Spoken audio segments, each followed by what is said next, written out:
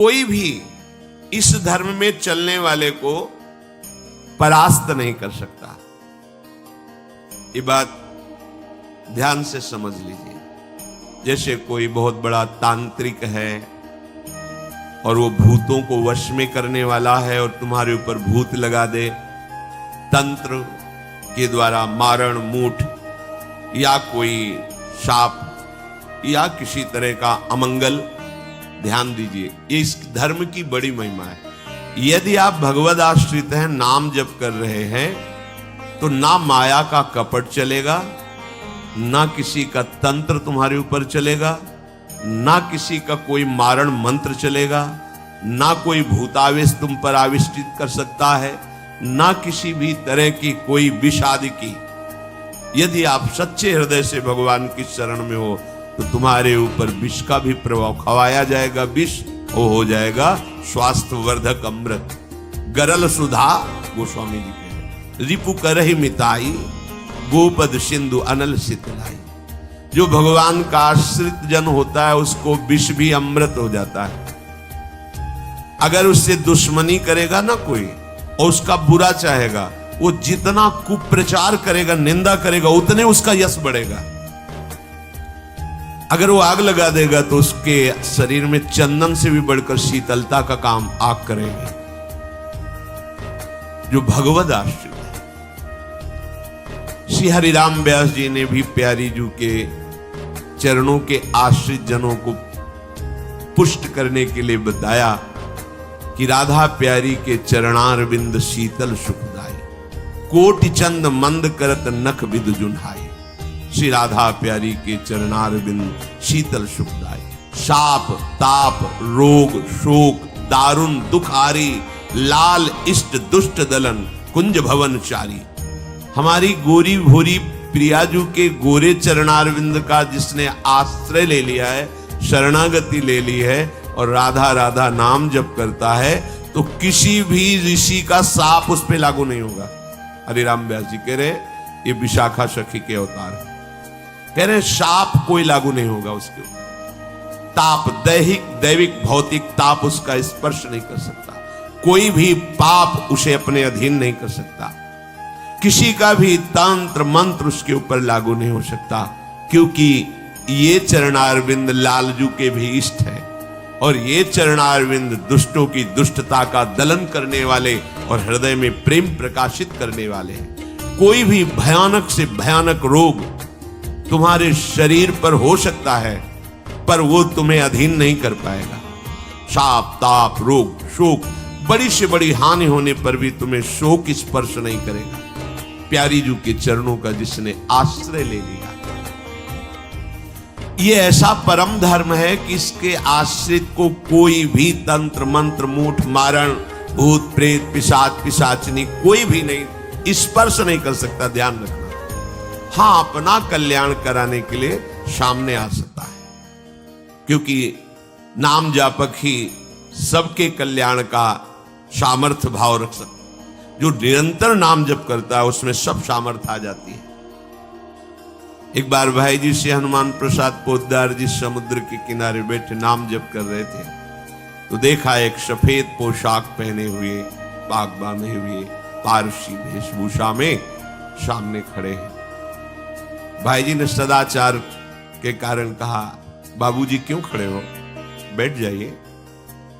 तो उनका आप बोले तो मेरे में सामर्थ्य है आपसे बात करने की, डरना नहीं आप। भाई जी ने कहा, मैं क्यों डरूंगा, आप कोई भयावा थोड़ी लग रहे हैं। बोले लग नहीं रहा, लेकिन भयावा हूं, मैं प्रेत हूं। कोई बात नहीं। जो भगवत भजन में ये सब कई जगह ऐसा घटना में गंगा किनारे जैसे स्मशान है, ऐसा नहीं कि प्रेत योनि नहीं होती है, पर वो प्रभाव नहीं दिखा सकती। ऐसे प्रत्यक्ष देखा है।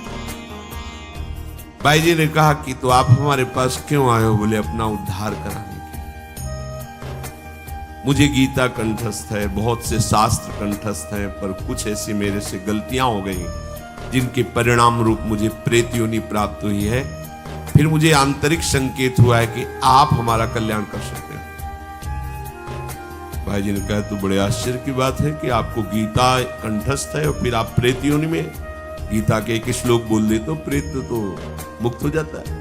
बोले मुझे से कुछ ऐसे भयानक अपराध हो गए, जैसे गुरुद्रोह है, वैष्णव अपराध, ये बड़े भयानक अपराध होते हैं। जब किसी का पतन होना होता है तो माया यही खेल खिलवाती है, क्योंकि और सब पाप है वो दरस परस अगनाश, गुरुजनों के संतों के दर्शनों से ही नष्ट हो जाते हैं। लेकिन संत द्रोह, नाम जापक, वैष्णव द्रोह, गुरु अवज्ञा, गुरुद्रोह, ये भयानक अपराध होते हैं, इनसे दुर्गति हो जाती है।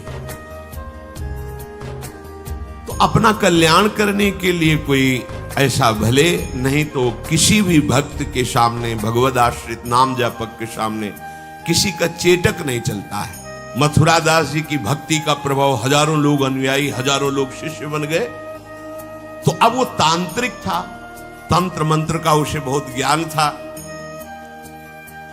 श्री मथुरा दास जी जिस नगर में रहते थे वहां वो जाकर अपना नाटक शुरू किया।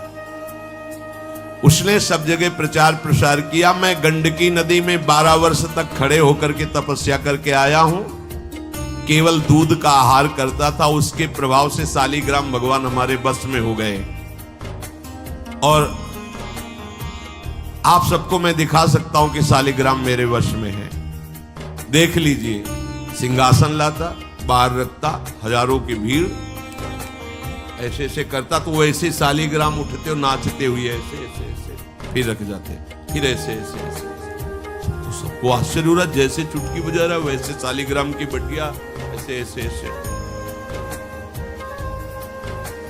लोग भीड़ कटने लगी, क्योंकि अब जैसे राधा राधा कहो, कोई जंतुर नहीं है, कोई भस्म नहीं है, कोई वादा नहीं है, तो फिर कम वहां तो दिखाई दे रहा ना ऐसे।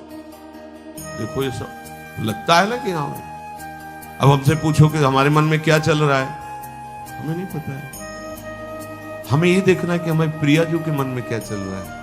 मन मन की रुचि जानिने, मुझे अपनी लाडली की मन की जान के उनकी परिचर्या में रहना है कि तुम्हारे मन की जान के तुम्हारी परिचर्या में रहना है। हाँ, तुम यदि मन से ऊपर उठना चाहते तो हमारी बात मान लो, मन को अधीन करके, और मन के अधीश्वर भगवान में तुम्हारा प्रेम हो जाए, तुम्हारा जीवन कृतार्थ हो जाए।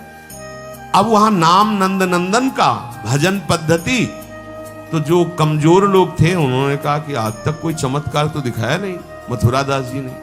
देखो ये हैं संत, 12 वर्ष से दूध पी के गंडकी नदी, 12 मिनट भी नहीं खड़ा होगा कभी। अब भेंट जो जितनी चढ़ाएगा उतने उसके दुख नष्ट होंगे। अरे भैया वहां तो रुपया सब समेटता, फिर दूसरे मोहल्ले में, पूरे गांव में अब तो जय जयकार, शालिग्राम भगवान को नचा। कोई सेवा की सामग्री लेने गए थे मथुरा दास जी की श्रीअंग सेवा में जो रहते थे संत जन, उन्होंने देखा, वो आए, बोले महाराज एक बड़ा चमत्कारी महात्मा आया, वो कह रहा 12 वर्ष से हम दूध पीकर गंडकी नदी में, वो ऐसे ऐसे करता तो साल। तो बोले भैया भक्त तो हो ही नहीं सकता, भक्त भला भगवान को अपना प्रदर्शन क्यों बनाएगा और उसके बदले में भेंट लेकर के, ये तो नाटक है भैया। वो देखे भी नहीं थे, बोले ये तो नाटक है, कोई संत ऐसा नहीं कर सकता, कोई भक्त ऐसा, कोई संप्रदायाचार्य से दीक्षित वैष्णव मार्ग में चलने वाला, ये तो अपराध है। तो उनका महाराज जी तो हजारों लोग वहां प्रभावित हो गए, अच्छा है भगवान उस रूप में।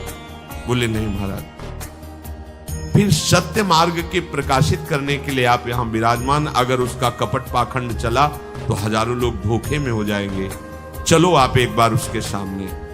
तो उनका कि यदि हम उसके सामने गए तो उसका सब ये दुकान बंद हो जाएगा।